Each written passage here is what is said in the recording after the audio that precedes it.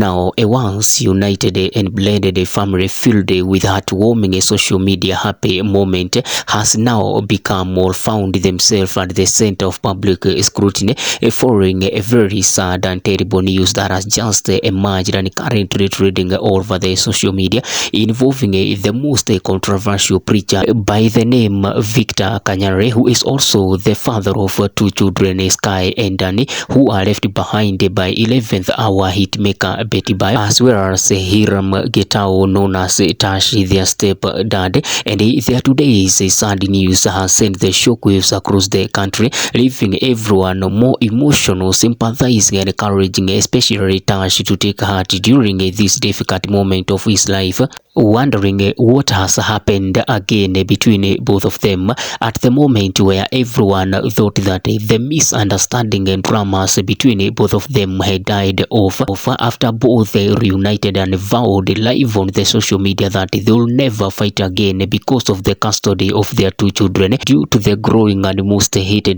debate that erupted all over the social media, to a point where even Kanyari declared to take the custody of his two children by force after Tash refused to give him back his children and declared that whoever needs those children must take him to court first, and he told him to observe and maintain the respect they used to have even when Betty was alive. And that's where a very terrible and deadly war and dramas erupted between both of them. But after months of silence, Kanyari has today resurfaced again on social media with the same debate of taking custody of his two children, just a few months after he bought them a house worth 90 million in upscale Runda. And this time round, Kanyari has put all jokes aside and declared enough is enough and he must get his children back, or else he is going to reveal and expose details that will shake the whole nation.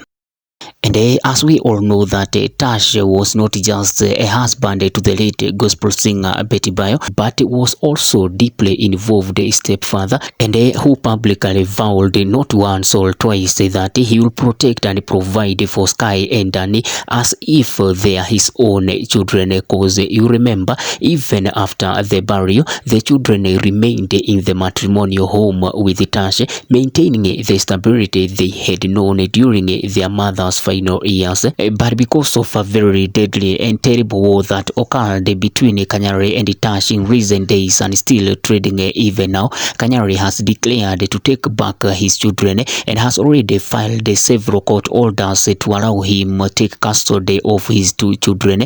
But he claimed that Tash has blocked them all, and now Kanyari has decided to use a very expensive and explosive claim on his ex-wife Betty Bayo's death, which has sparkled a very fresh debate where Kanyari threatened Tash, telling him that is either he give him back his children or Kanyari will expose what killed his ex-wife Betty Bayo, dismissing the area report that Betty died from leukemia. And you remember, it is not the first time that Betty's death has raised concern. Her family also made the same claim and even urged the DCI to resume her body and conduct a fresh post-mortem, but that case disappeared, and now Kanyari has come with the same claim, indicating clear that maybe there was a foreplay on her death, and which Kanyari has declared and promised to reveal and expose everything if Tash deny him the custody of his two children.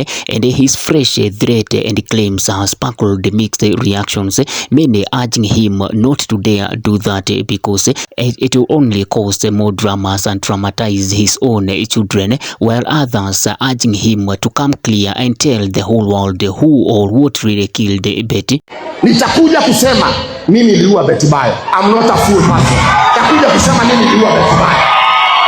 Very soon nitasema mimi niliua huyo mama. I'm not fool. Kwa hivyo Getao usinizoee. Wewe nirudishie watoto na mimi nyamaze. Lakini kama hutarudishia watoto, I will tell you na nitatoa evidence ya nini niliua Betty Bayo.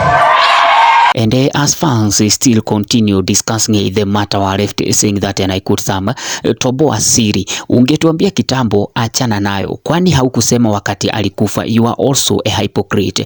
Bona ulikubali azikwe kama unajua nini iliua yeye? Betty, don't rest until everything is out. Sasa dalili zimeanza. And the last one said that, wacha kuuzia mwingine uoga, ungesema kabla Betty azikwe. And this debate is still very tight. What is your take on this? Leave a comment. Don't forget to subscribe for more videos. I'm your host, Technical Sanike Mtoboke Sapo, aka Nitami Take up an SPT. The next video dropping right after this one. Thank you for watching.